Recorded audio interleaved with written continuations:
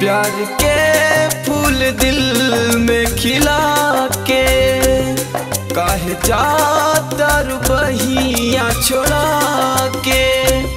प्यार के फूल दिल में खिला के काहे जाता रुबहिया छोड़ा के।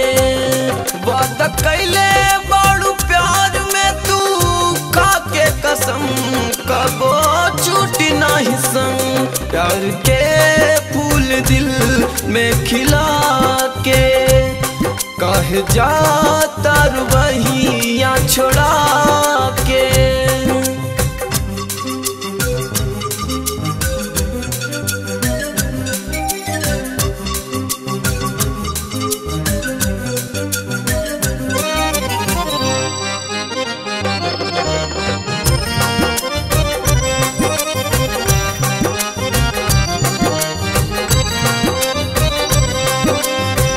असरा के दिया रानी दिल में जरा के काहे जात बाड़ू हमसे अखियां चुरा के।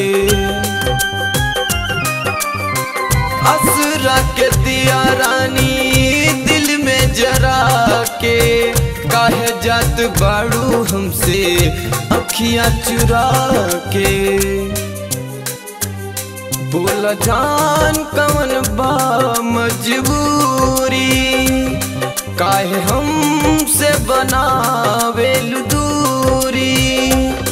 कैसे जियब तोहरा बिन कैसे कटी रात दिन कैसे लगी हमर मन।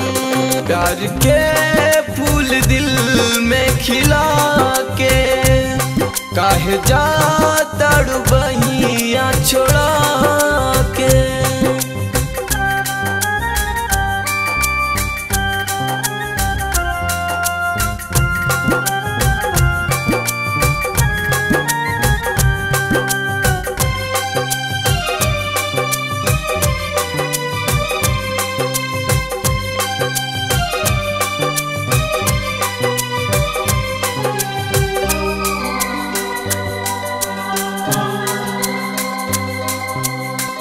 जालू अनजान बनके हमरा करीब से गलती का भइल बाटे बोला ये गरीब से।